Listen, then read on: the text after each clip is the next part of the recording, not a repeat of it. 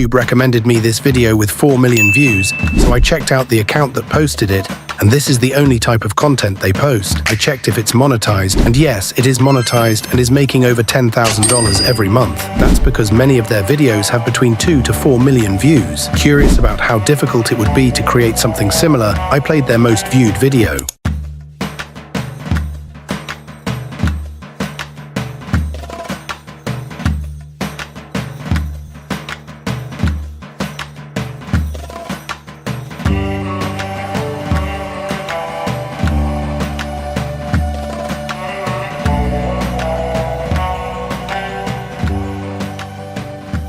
Next, I went to Canva to see if I could make such a video, and yes, I did, and I'm here to share steps. After watching this tutorial, you can start your own comparison channel, not just for football, but like many of these other successful channels that compare almost everything, as you can see. First, let's open Canva, and from the main dashboard, just search for YouTube thumbnail.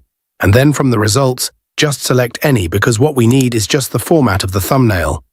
Once on the editing timeline, delete all the elements of the thumbnail until you are left with a blank page, then change the color of the background to white. Next, click on Elements on the left menu, and then search for 3 image frame. Click on See All, and here are so many frames you can use.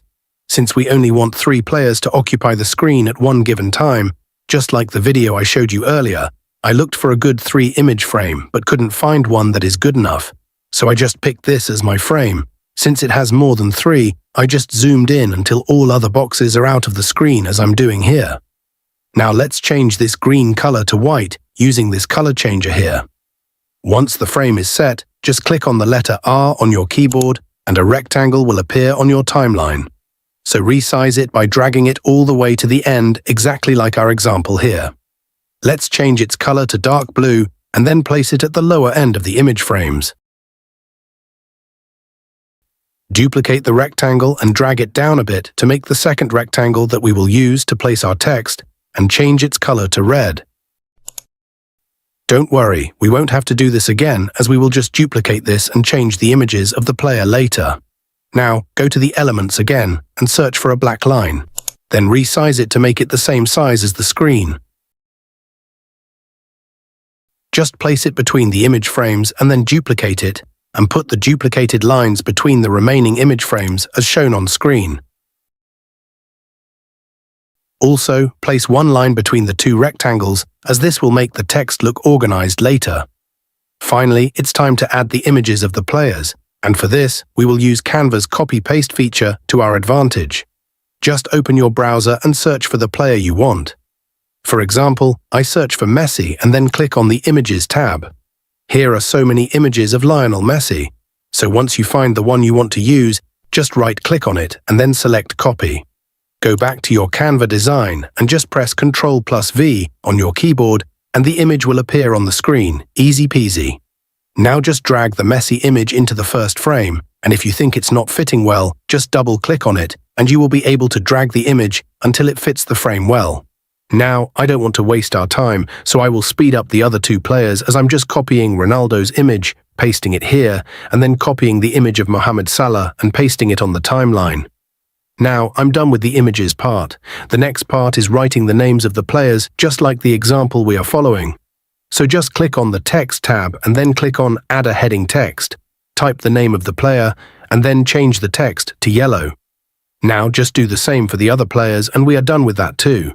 Now it's time to tell how many clubs each player played for. For this section, we just ask Google because I don't have much knowledge about football, so pardon me if I make mistakes here.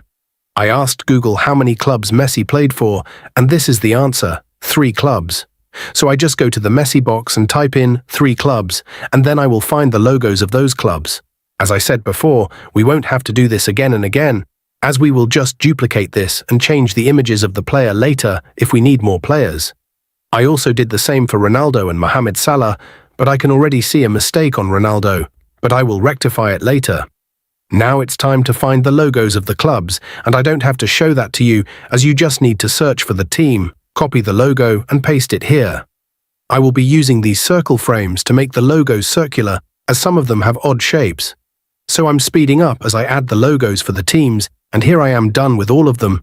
Plus I have corrected the error on Ronaldo, as he played for 5 clubs and not 6.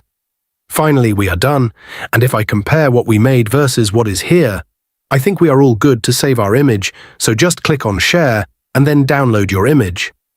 Now the next one will be easy, because if I click on Duplicate, I get a duplicate design, and I will just need to change the image of the players, their names, and the number of clubs. First, I brought in Haaland, then Rashford, then this famous player here from Boss Media Tech. I changed their names, and it's as easy as that.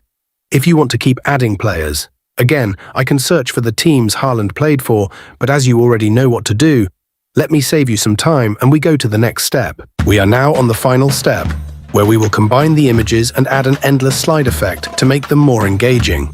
First, open a new project in CapCut and import all the images we created in Canva. Drag one of the images into the timeline and stretch its duration to 20 seconds by referencing the time marks at the top. Next, go to the beginning of the image and add a keyframe. Now drag the image out of the screen from left to right, as I'm doing here. Once you've done that, go to the end of the image and add another keyframe. For this keyframe, drag the image again, but this time move it to the opposite side of the screen, meaning from right to left, until it's completely hidden. This is how the first image should look with the keyframes.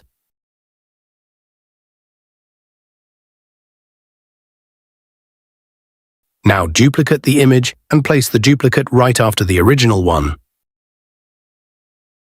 Once you've placed it, drag a new image and place it on top of the duplicate.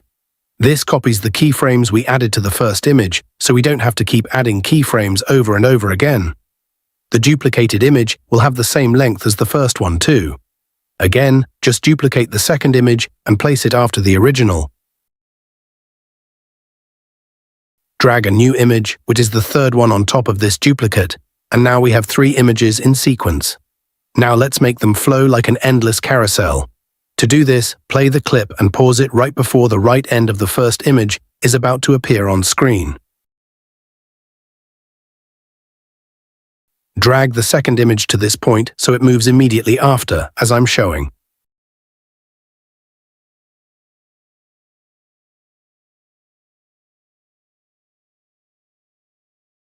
Next, play the second image, and again pause just before its right side appears. Now drag the third image into this spot where it starts to come in. Just make sure the next image is ready to come out. Before the preceding ones is out of the screen, I also added some text and music at the beginning of the video. And there you have it, the final result.